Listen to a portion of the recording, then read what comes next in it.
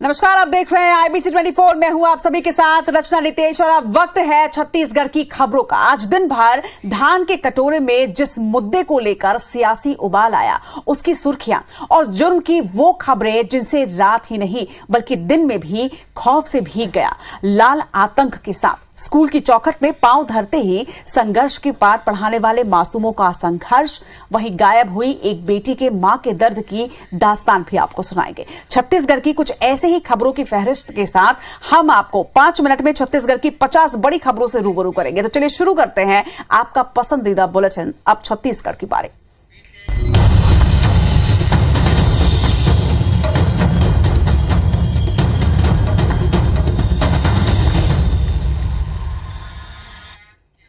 NDA की राष्ट्रपति पद की उम्मीदवार द्रौपदी मुर्मू आज रायपुर पहुंची, जहां पर उन्होंने बीजेपी के सांसद और विधायकों से चर्चा की। वहीं जेसीसीजे और बीएसपी विधायकों से भी द्रौपदी मुर्मू ने अपना समर्थन मांगा।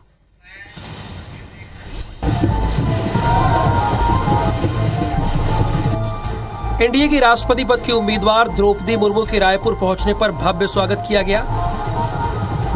एयरपोर्ट से सीधे निजी होटल पहुंची, जहां पर उन्होंने बीजेपी सांसदों और विधायकों के साथ बैठक की। इस दौरान जेसीसीजे विधायकों और बसपा के विधायकों से भी उन्होंने मुलाकात कर समर्थन देने की बात कही।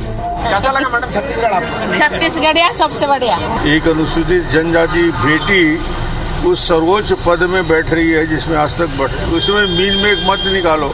छत्तीसगढ़ की राज्यपाल अनुसुईया उइके ने भी एयरपोर्ट पर द्रौपदी मुर्मू से मुलाकात की। देश के इतिहास में पहली बार आदिवासी समाज की महिला राष्ट्रपति बनने जा रही है। द्रौपदी मुर्मू के साथ केंद्रीय मंत्री गजेंद्र सिंह शेखावत और बीजेपी नेता पंकजा मुंडे भी रायपुर आई थी।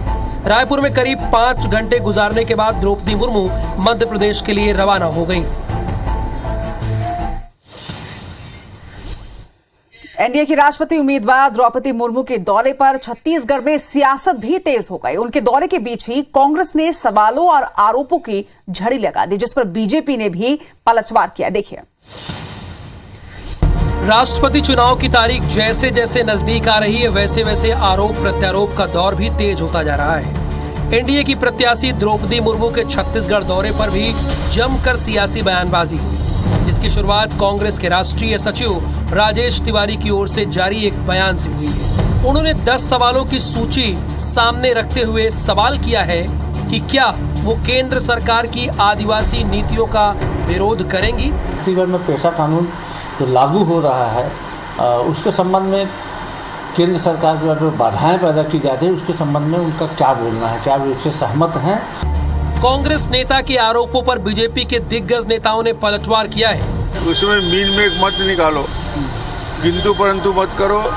अंतरात्मा की आवाज से सबका सहयोग द्रौपदी जी को मिलना चाहिए। जाहिर है, राष्ट्रपति चुनाव के बहाने बीजेपी की नजर 2023 के विधानसभा और 2024 के लोकसभा चुनाव पर है।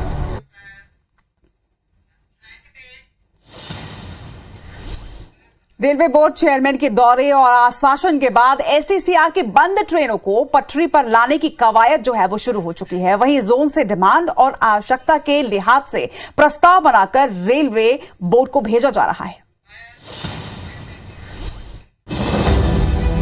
एसईसीआर से सामान्यतः 343 ट्रेनों का परिचालन होता है, जिसमें मेल, एक्सप्रेस और पैसेंजर ट्रेन शामिल है।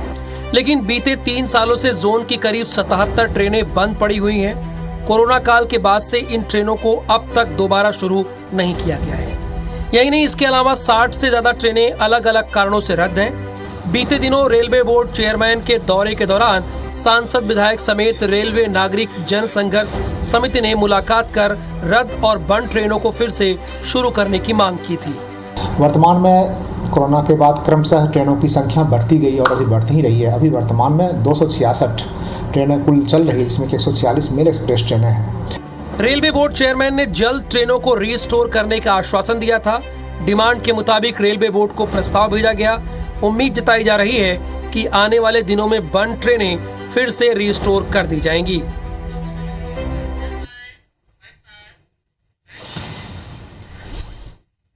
देश के साथ ही छत्तीसगढ़ में भी corona vaccination free precaution dose की आज से शुरुआत हो गई है। 75 दिनों में करीब 1,70,00,000 लोगों को वैक्सीन लगाने का टारगेट रखा गया है।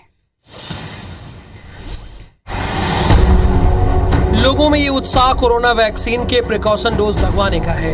रायपुर के मेडिकल कॉलेज, जिला अस्पताल, सामुदायिक और प्राथमिक स्वास्थ्य केंद्र में वैक्सीनेशन किया जा रहा है। 18+ को मुफ्त में प्रिकॉशन डोज लगाया जा रहा है। यह अभियान 30 सितंबर तक चलेगा। 75 दिनों में करीब 1,70,00,000 लोगों को वैक्सीन लगाने का टारगेट रखा गया है। रायपुर के साथ साथ छत्तीसगढ़ के दूसरे जिलों में भी प्रिकॉशन डोज लगाए जा रहे हैं। आज 15 तारीख से आगामी 75 दिन तक जिले के जो सभी पात्र लाभार्थी हैं उनको बूस्टर डोज लगाना है। ये एक प्रिकॉशन डोज है और जिन लोगों ने पहले नहीं लगाया उनसे निवेदन है कि वो लगाए। अभी तक 18+ के लोग प्रिकॉशन डोज निजी अस्पतालों में पैसे देकर लगवा रहे थे, लेकिन इसकी रफ्तार काफी धीमी थी। कोरोना का संक्रमण फिर से बढ़ रहा है, लिहाजा बूस्टर डोज आपकी सुरक्षा के लिए काफी अहम है। खबर बस्तर से जुड़ी हुई है। पखांजूर के एक गांव में नक्सलियों ने बैनर लगाकर प्रशासन को चुनौती पेश की है। बैनर में नक्सलियों ने विधायक अनूप नाग पर कुछ संगीन आरोप लगाए हैं।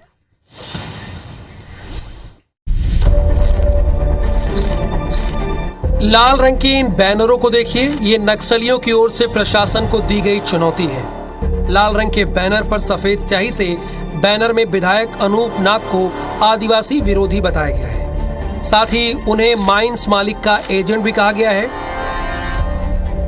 बैनर की जानकारी होने पर सुरक्षा बलों ने बैनर पोस्टर को जब्त कर लिया है। इस पूरे घटनाक्रम में विधायक अनूप नाग ने कुछ ये प्रतिक्रिया दी है।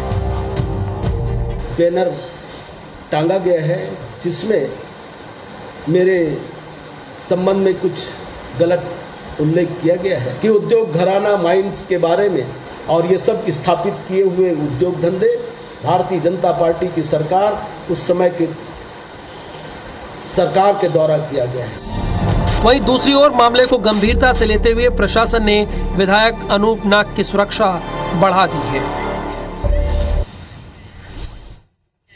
घर से निकलने के बाद एक लड़की अचानक गायब हो जाती है। जिसके साथ वो आखिरी बार देखी गई, उसने कई खुलासे किए, पुलिस को बयान भी दिया, पुलिस को कई सबूत लाकर दिए, लेकिन गृहमंत्री के निर्देश और कई अफसरों के तबादले के बाद भी लड़की आज तक नहीं मिली। आखिर कहां गई वो, देखिए रिपोर्ट।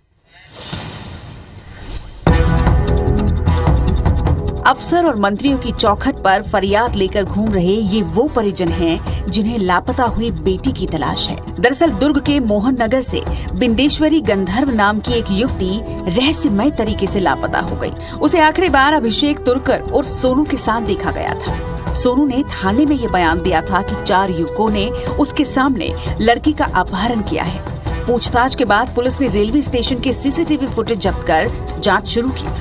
उस लड़के के पास आधार, एटीएम, पैन कार्ड बरामद हुआ लड़की का, लेकिन उस लड़के को आज तक पुलिस कोई पूछताछ नहीं करी कड़ाई से। निश्चित रूप से जो भी तथ्य आएंगे उस पर हम कोशिश करेंगे कि अगर कोई अपराध घटित हुआ है तो उस पर कार्रवाई की जाए। बिंदेश्वरी के गायब होने के बाद जिले के 3 एसपी और 5 थानेदार बदल चुके हैं, मगर अब भी बिंदेश्वरी कहाँ गई ये किसी को कुछ भी नहीं मालूम। उसे जमीन खा गई या फिर आसमान निकल गया।